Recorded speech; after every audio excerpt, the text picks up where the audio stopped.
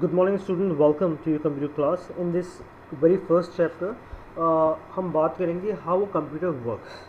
Fine. So basically we will be looking at it कि what are the instructions or ways in which हम जो है अपने computer को एक तरह से वर्क करवा सकते हैं. So as we move to the next slide, you can see कि मैंने इसमें कुछ टॉपिक्स डिफाइन कर रखे हैं जो बेसिकली मैं कवर करूँगा. पहला टॉपिक है how a computer works. Then I will talk about data क्या है, and finally at the end I will be talking about information.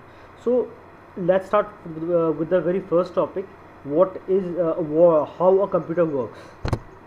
So as you can see I have written a small definition.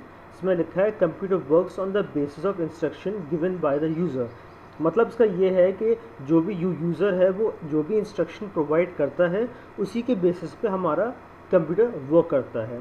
अब जो instructions हम देते हैं वो instructions किस form में होते हैं? वो होते हैं एक फॉर्म ऑफ डेटा. बेसिकली जो भी हम डेटा प्रोवाइड करते हैं वो एक तरह का इंस्ट्रक्शंस होते हैं हमारे कंप्यूटर के लिए कि आपको ये पर्टिकुलर एक्टिविटी या ये बेसिकली काम करना है, right?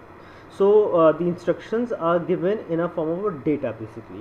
So now let's move to our second topic, which is data. That what is data basically?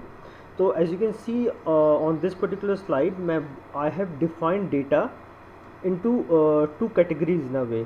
Data जब भी मैं एंटर करता हूँ, डेटा या तो वर्ड की फॉर्म में होता है, नंबर्स की फॉर्म में होता है, राइट?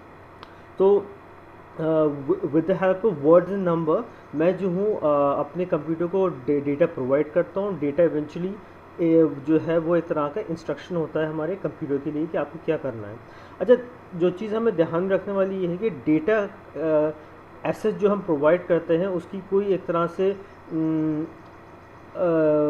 वैल्यू नहीं होती, क्योंकि वो डेटा जब तक हम उसे ऑर्गेनाइज नहीं करते. क्योंकि हम कोई डेटा सिस्टम को दे रहे हैं तो जब तक वो डेटा प्रोसेस नहीं होता है, ऑर्गेनाइज नहीं होता है, तो उसके ऐसे जितनी कोई वैल्यू नहीं होती, क्योंकि उसको देख के हम प्रॉब्लम इतना समझ नहीं पाते कि ये डेटा किस चीज़ के बारे में है. तो जब भी वो डेटा प्रोसेस होता है तभी वो एक तरह से एक ऑर्गेनाइज ऑर्डर में आता है और उसको हम समझ पाते हैं. So now let's move to the next slide. That जो भी हम डेटा प्रोवाइड करते हैं तो उसको जब हम ऑर्गेनाइज करते हैं तो इवेंचुअली क्या होता है. So we come out to our last slide जिसमें मैंने लिखा है what is information. So now what basically happens that कि जब भी मैं अपने डेटा को सिस्टम को प्रोवाइड करता हूँ तो मेरे सिस्टम उस डेटा को प्रोसेस करता है, उसे एक ऑर्गेनाइज ऑर्डर में लेकर आता है, और जो जब वो ऑर्गेनाइज हो जाता है वो बन जाता है हमारे लिए information. So with this last slide I have try to explain कि इन्फॉर्मेशन क्या होती है. क्योंकि जो भी हम डेटा प्रोवाइड कर रहे हैं वो जब तक प्रोसेस नहीं होगा, एक ऑर्गेनाइज ऑर्डर में नहीं आएगा, वो मीनिंगफुल नहीं बनेगा, उसका कोई मीनिंग नहीं होगा. और जब वो इवेंचुअली प्रोसेस होकर मीनिंगफुल बन जाता है तो it becomes information.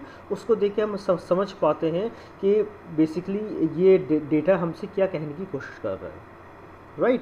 So at this point I will conclude this video and I want कि आप इस वीडियो को फिर से एक दफ़ा देखें.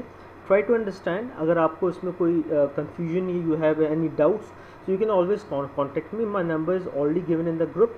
And lastly I want कि आप अपने chapter 1 जो है how a computer works, उसका first page है, at least go through that, उसे read करिए. Try to understand that whatever things they have written there, जो कुछ भी लिखा है उसे पढ़िए.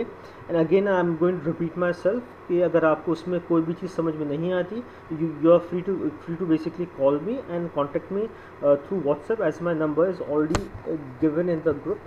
Thank you.